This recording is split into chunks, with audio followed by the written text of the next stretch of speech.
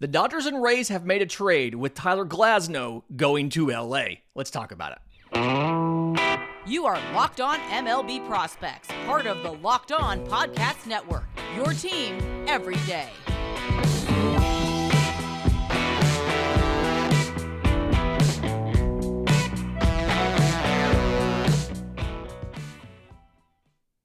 Yes, welcome on in to this special mini episode of Locked On MLB Prospects, your home for all things minor league baseball. I'm your host, Lindsay Crosby, award-winning baseball writer and podcaster, and thank you for making us your first listen every single day or listening to us multiple times every single day. This mini episode is brought to you by our friends at FanDuel. Make every moment more because right now, new customers get $150 in bonus bets with any winning $5 moneyline bet. That's $150 if your team wins. Visit FanDuel.com/locked on to get started.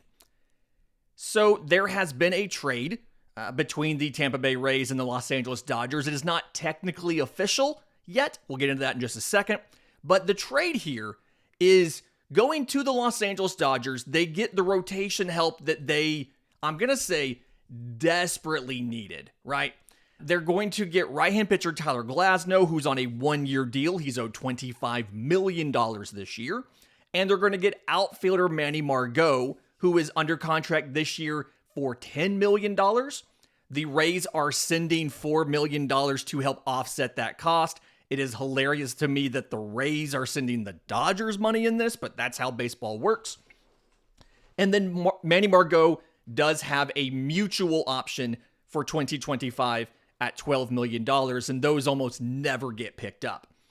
In return, Tampa Bay is getting right-hand pitcher Ryan Pepiot and outfielder Jonny Deluca, and those two guys together have 11 years of team control. I believe it's 5 for Pepiot and 6 for Deluca. This whole trade, it is not official. It is contingent on, one, a physical, which is not a given for Tyler Glasnow, and 2, Glasnow signing an extension. So that is why this has not been officially announced by the teams, but these are as far as we know, these are the final terms after the framework of this proposal was floated earlier this week. And it's a really interesting deal for both teams, and you can probably call it a win for both teams. It is riskier for the Dodgers. Let's just be upfront with that. There is more risk to the Dodgers than anybody else, but they're in a position where they can do this, right? They have a top 5 farm system. They can pull from some of those players to fortify what was looking to be like a glaring need in their rotation for additional arms in 2024. The Rays, by comparison, this is what the Rays do, right? They develop players, they use them, and then at the very end, as they're getting to the end of their contractual control, they flip them for multiple years of young talent and keep going. So it's easy to see on its face, one, the two different strategies by these front offices to win games, and how both teams could feel like they're winners in this. Now, the Dodgers have a lot more risk in this deal, right? Manny Margot has always been a player that high contact hitter, not a ton of power, and gave you plus defense, right? But he had a knee injury in 2022, and since then, he hasn't shown the same defensive grades that he showed pre-injury. Now, how much of that is the process of recovering from that injury and how it takes some time to fully get back? We saw that with Ronald Acuna Jr. in 2022 versus 2023. How much of that is just naturally slowing down a step as he gets older? I don't know. But why it does work really well is because of the platoon you can now do with Manny Margot and Jason Hayward in right field. For their careers, Manny Margot has a 119 OPS plus against right-handed pitching, whereas Jason Hayward's career OPS plus against righties is a 66. Conversely, Jason Hayward has been much better against lefties. It's a career 100 OPS plus mark, but last season it was a 123. And matter of fact, Jason Hayward barely faced left-handed pitching last year. He had a total of 28 plate appearances against left-handed pitching. So this gives you Manny Margot facing your righties, Jason Hayward facing your lefties. They both can give you, in a corner, they can give you above average defense. It's very clear to see how Manny Margot fits into this roster. Again, don't necessarily know if you'll use him in the future. Tyler Glasnow, when he's healthy, he is an absolute stud. Now, that's obviously the biggest issue here.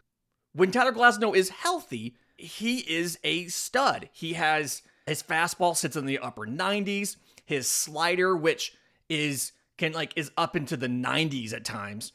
His curveball, very good vertical break to it. And because he's 6'8", he gets a ton of extension on everything. So all of this stuff plays up. The caveat here is it's when Tyler Glasnow's healthy, right? He threw 120 innings last year. That was a career high for him in the majors. The most innings he's thrown in professional baseball in one season was 2016, the year he debuted, and he threw 140 total between the minors and the majors.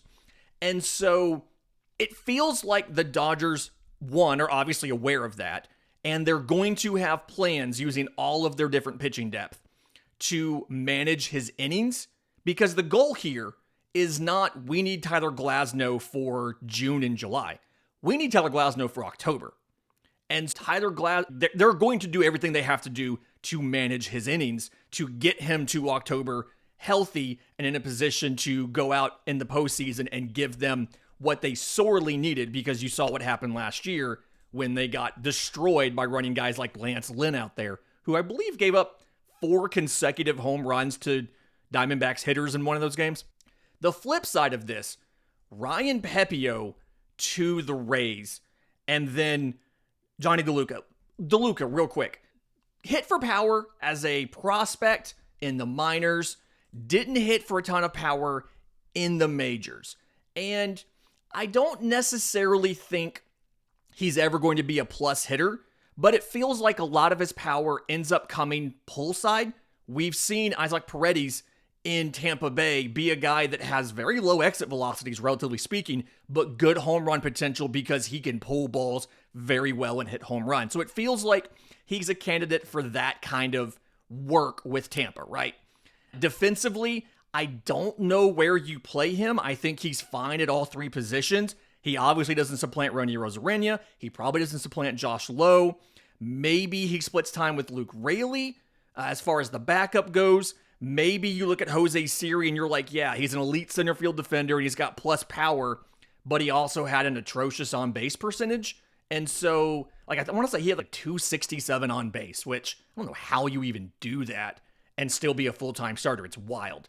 And have a positive WAR. He had 2.5 WAR with a 267 on base because of the defense and the home runs. Maybe Deluca takes over in center field for Jose Siri. Maybe when Siri's arbitration eligible in 25, they move on from him and Deluca takes over then. Or maybe he's just another piece into that outfield, maybe replacing Luke Raley. I don't quite know. But Ryan Pepiot is the big piece of this. He's always been a pitcher that it felt like he had good stuff, right? But he only really showed 2 pitches until just recently, and he had some control issues, right? So he's been a fastball changeup kind of guy. And I was down on this trade when it was announced, and I think part of it is I just have an inherent bias against changeup dominant pitchers, right? That's just not my thing. Yu-Min Lin, I think he's done great stuff in Arizona's farm system. I don't want any shares of him in fantasy because I just don't believe in a changeup dominant profile. But Pepiot is a little bit different from that for a few reasons. One, the velocity is good. I mean, he sits mid-90s. He can run it up harder if he needs to.